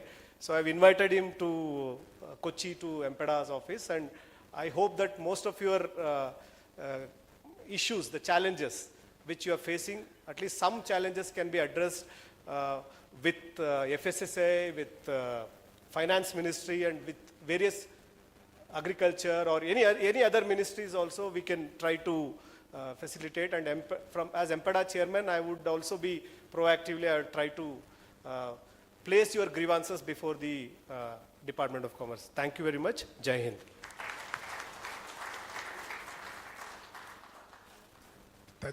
Thank you, sir, for your talk, and thank you for readily agreeing to help UPASI. We're now confident we have an ambassador in you for the plantation, for our plantation industry.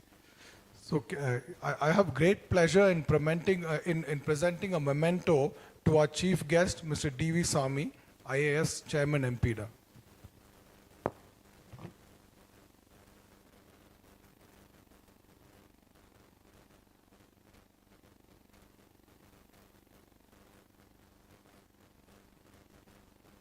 I also have great pleasure in presenting a memento to Mr. Neeraj Gaba, the Director, Department of Commerce.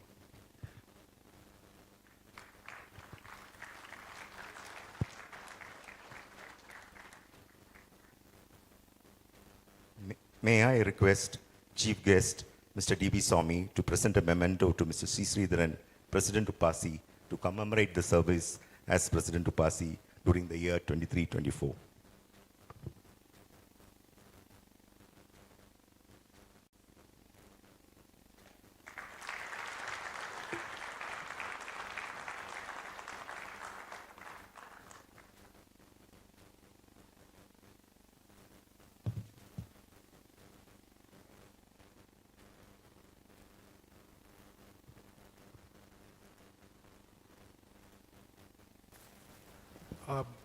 May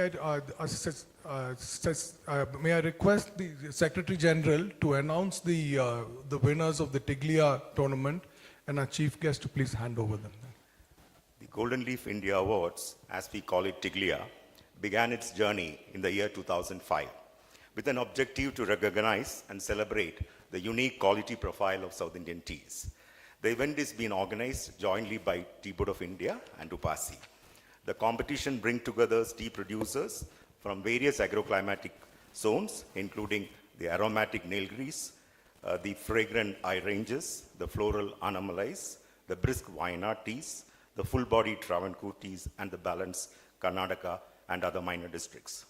The 19th edition of Tiglia, themed Tiglia teas for the market, was to ensure that the Tiglia teas will be made available for the market at a regular interval. Auction of Tiglia teas that participated in the 19th edition was offered at sale through the Cochin auction, through the Tea Board Pan-India auction portal. A total of 138 lots was offered, and the total volume of 67,790 kilograms. The results was impressive, with 90% of the teas offered was sold, with an average price of 200 rupees. The event not only underscored the competitive excellence of South Indian teas, but also reinforced the market value of these teas. Let me move on to announce the winners of the 19th edition of the Golden Leaf India Awards. May I request the dignitaries on the dais to move down to the presentation area, please.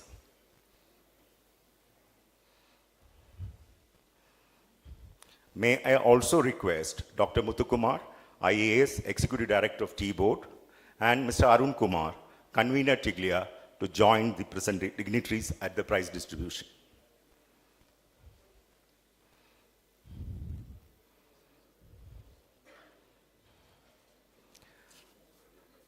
We start. Yeah.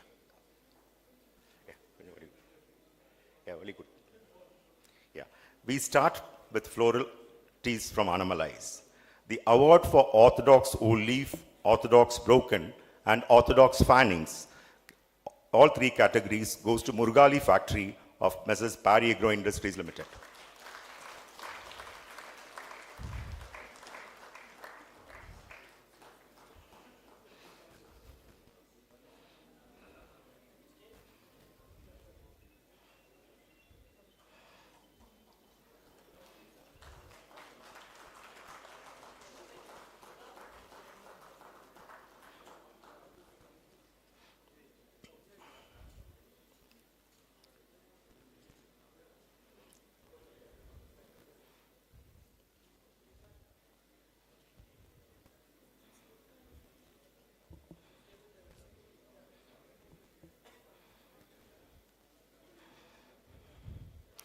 Thank you. The award for CTC Leaf and CTC Dust goes to Sri Murugan Tea Factory of Puduthotam Estate, Woodbury Group.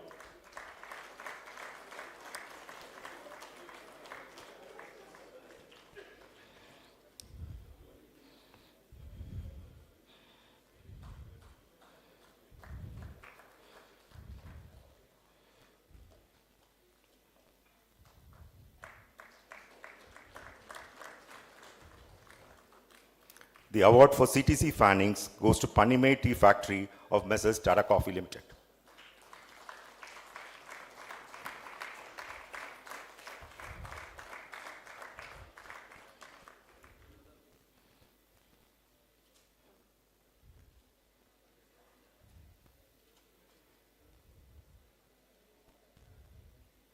We move on to the bought leaf segment. CTC leaf goes to Sri Batma Tea Industries.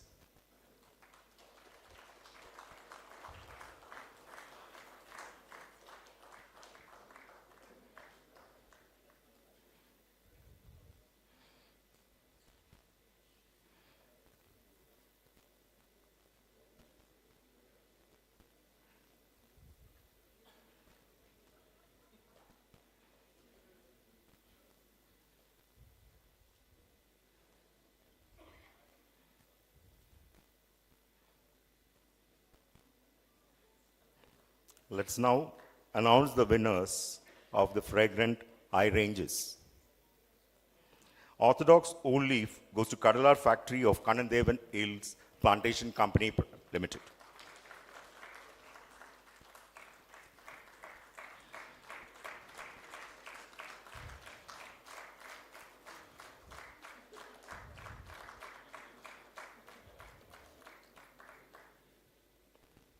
orthodox broken, and orthodox fannings both goes to Lockhart Estate of Addison's Malayalam Limited, SBUA.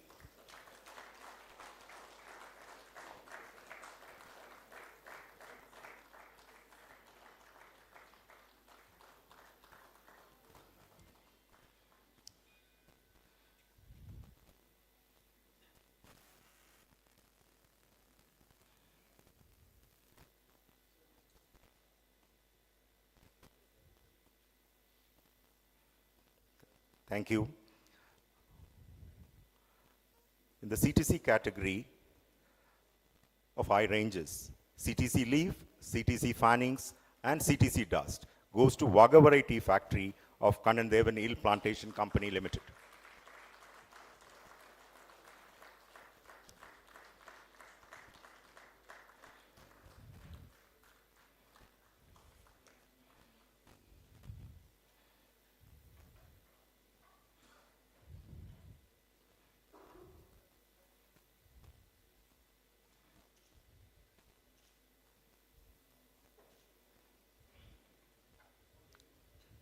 Thank you.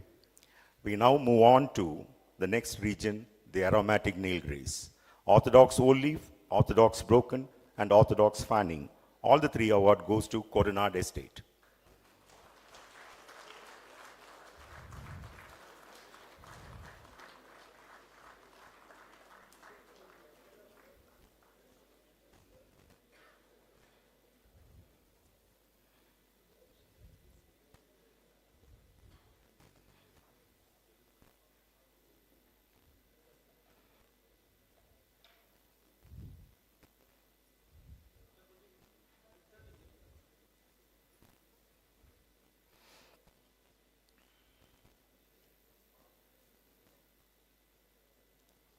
CTC leaf, CTC fanning, and CTC dust from Nilgiris goes to Green Tea Estate.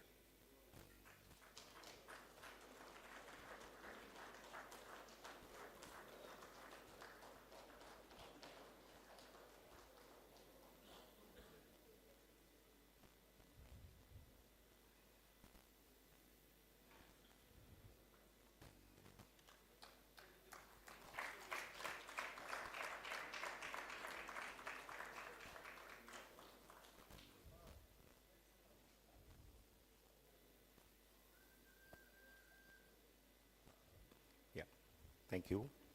We move on to the other minor districts in Karnataka. Orthodox whole leaf, orthodox broken, and orthodox fanning goes to Venya Tea Factory of Tea Estates India Limited of Woodbriar Group.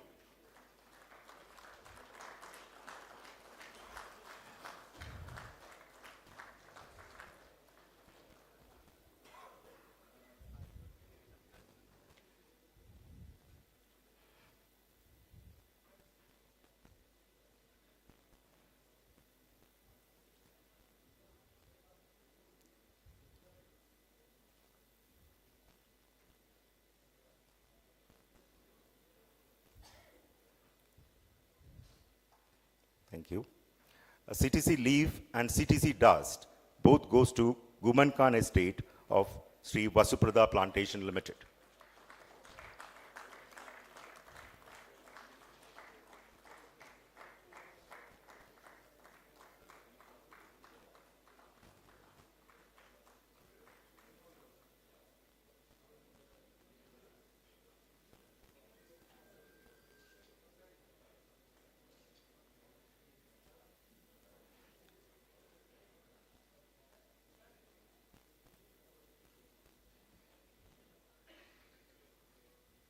Thank you.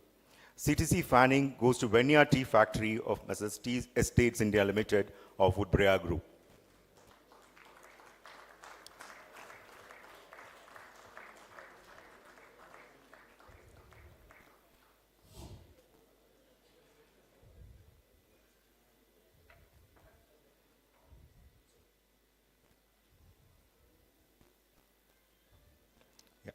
We move to the next region, the full-body Travancore teas. Orthodox whole leaf, orthodox broken, and orthodox fanning goes to Pulikanam Estate of Sri Vasuprada Plantation Limited.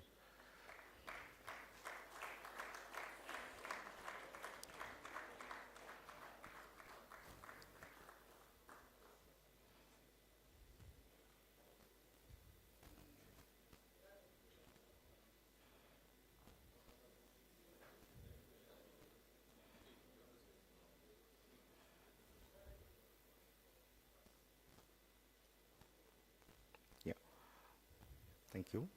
We move to the next region, Wayanad. Orthodox Old Leaf, Orthodox Broken, and Orthodox Fanning. All the three awards goes to Caroline Estate of Parry Agro Industries Limited.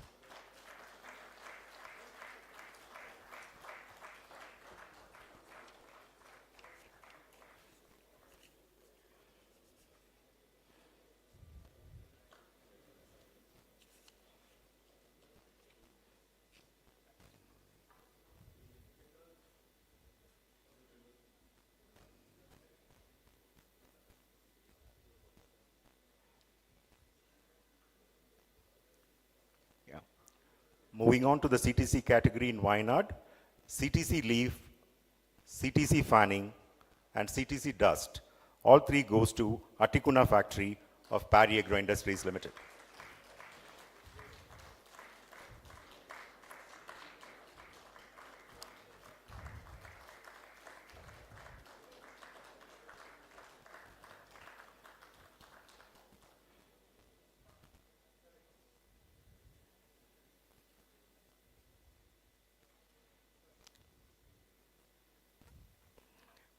We move on to the special category, the organic teas.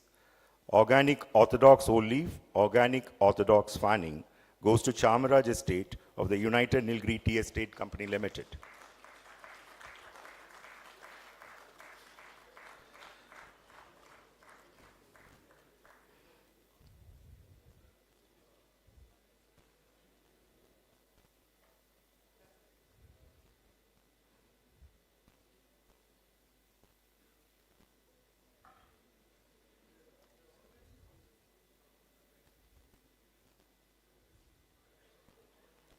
And finally, we take up the green tea category. The green tea Old Leaf goes to Chamaraj Estate of the United Nilgiris Tea Estates Company Limited.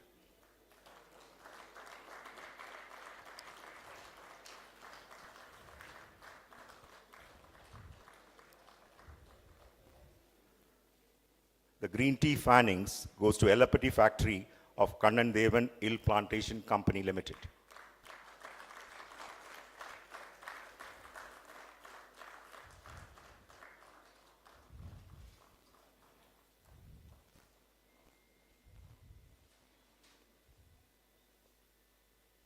Thank you all. As we conclude the announcement of the winners of the 19th edition of the Golden Leaf India Awards, we would like to extend our heartfelt thanks to all the estates and factories that had participated in this edition of Tiglia. A special congratulations to all the winners. Your success reflects the excellence of the quality of South Indian teas that are known for. Thank you once again, and we look forward to a better and a greater participation in the 20th edition of Tiglia. Thank you. I now request Mr. Matthew Abraham, Vice President UPASI, to deliver the vote of thanks.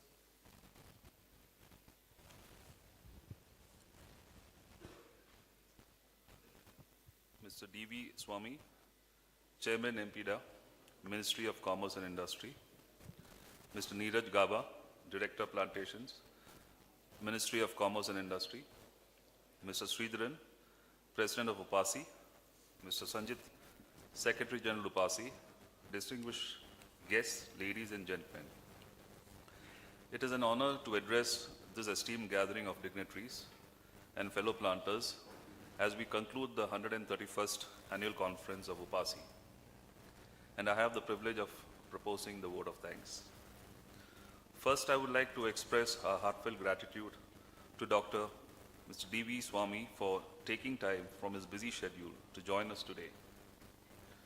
We are truly grateful, sir. Your presence is a significant honor for the plantation industry, and UPASI and we consider it a rare privilege.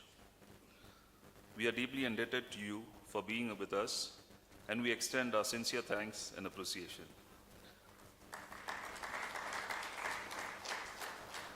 We are also very grateful for your kind words of appreciation of the role that the plantation industry plays in supporting the rural economy.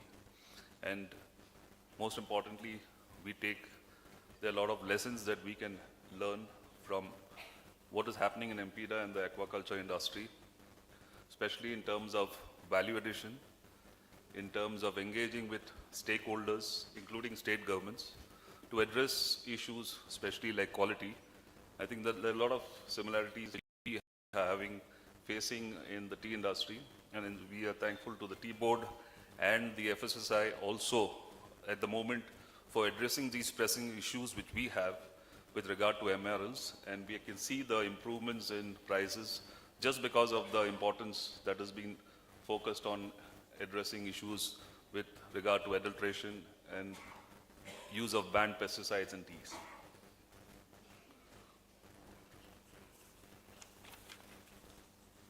I would also like to thank Mr. Nilgiris Gaba for accepting our invitation to join us as a guest of honor. We are immensely grateful for your effort in traveling from Delhi to Coonoor to be part of our conference. Your presence has added great value to this event, and we sincerely thank you, sir. We also take note of your advice on adding value and value addition to exports and also working on generic promotion of tea. We also look forward to working closely with the Tea Board and the Commerce Ministry to work on these two important issues to improve revenue generation and value creation. The commodity boards play a crucial role in bridging the gap between the industry and the Government of India. The presence of Dr. K.G. Jagdisha virtually, Dr. M. Muthukumar, Mr. M. Vasandageshan, Mr. Dharmendra Das, Director Development Spices Board, and other representatives from the commodity boards reassures us and reinforces a strong and supportive relationship which we have with them. We extend our thanks to the speakers from yesterday's technical session, Dr. P.V. Arvind, Dr. Amitava Akuli, Mr. G.V.K. Naidu, Mr. Adan Lai, and Dr. Gurmit Singh. We are also grateful to the panelists of the discussions on the roadmap for the plantation sector towards 2047, held yesterday afternoon. Dr. K.G. Jagdisha, IAS, CEO and Secretary of Coffee Board, Dr. M. Muthukumar, IAS, Executive Director of the Tea Board, Mr. M. Vasandageshan, IRS, Executive Director of the Rubber Board, and Mr. Dharmendra Das, Director Development Spices Board. I extend my heartfelt thanks to the labor and staff unions in the 3 southern states and their leaders for their unwavering cooperation and support. I'm also grateful to all our invited guests who have traveled from near and far to join us and contribute to the discussions. It is a pleasure to see many distinguished guests from both North and South, and I appreciate your encouraging presence today. We are also joined by a large number of members, including past presidents of UPASI, and a host of well-wishers. To all of you, I offer my sincere thanks. I would be remiss if I did not acknowledge the presence of our esteemed ladies on this special occasion. Your presence adds grace to this function, and I'm truly thankful for it. A big round of applause.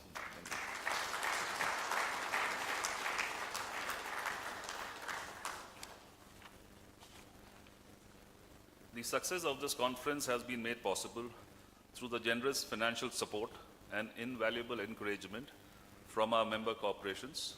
I would like to extend special thanks to Messrs. Kanandevan Hills Plantations Company Private Limited and Tara Coffee Limited for sponsoring the lunch on the first day.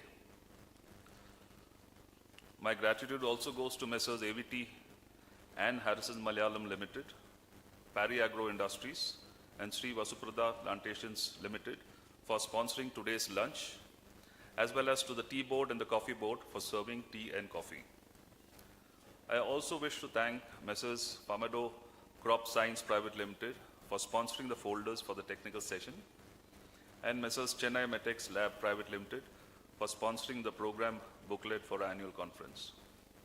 I am grateful to the members of the press who are here to cover this event. Your support is greatly appreciated, and we look forward to your continued cooperation in future. The UPASI Sports Week, the 75th edition, was held on September 10th to the 14th of September, saw very enthusiastic participation. I extend my thanks to all the participants, organizers, and sponsors for their involvement in the various events. Heartfelt congratulations to all the winners. The UPASI Industrial Exhibition, which took place yesterday and today, also experienced strong participation. This year, we showcased 62 stalls featuring new technologies. I sincerely thank all the exhibitors for contributing to the event's success and wish them continued success in their business ventures. I am grateful to the administration of the district for ensuring the smooth execution of this function.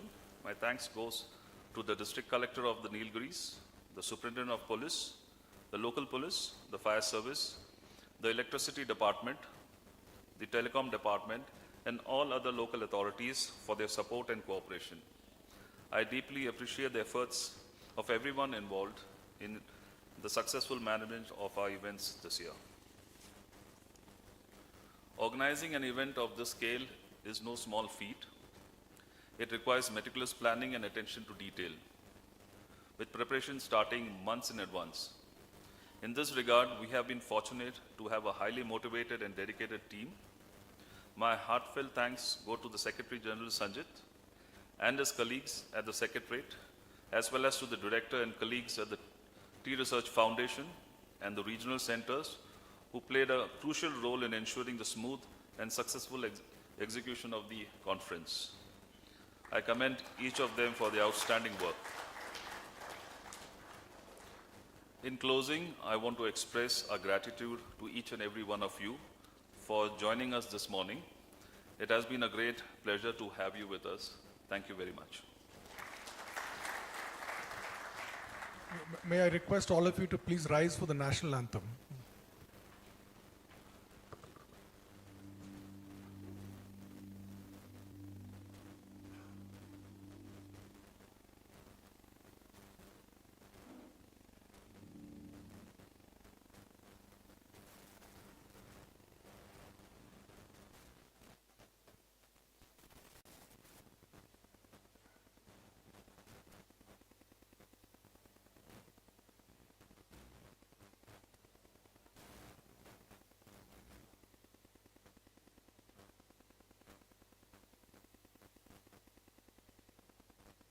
Jana Gana Mana अधिनायक जय हे भारत भाग्य विधाता पंजाब सिंध गुजरात मराठा द्राविड उत्कल गंगा विंध्य हिमाचल यमुना गंगा उच्चल जलधि तरंगा तव शुभ नामे जागे तव शुभ आशीष मांगे गाहे तव जय गाथा जनगण मंगलदायक जय हे भारत भाग्य विधाता जय हे जय हे जय हे जय जय जय जय हे. Will please join us for lunch, which is served outside the hall. Thank you.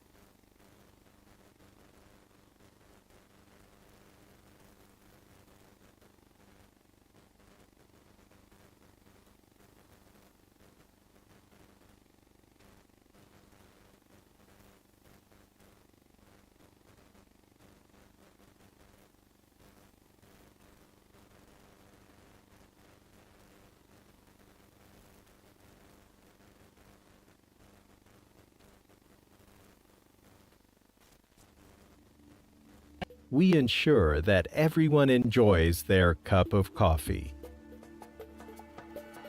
With businesses including plantations in tea and coffee, we entice the taste buds of our cherished patrons all over the world with the highest quality roast and ground, spray, agglomerated, and freeze-dried instant coffees.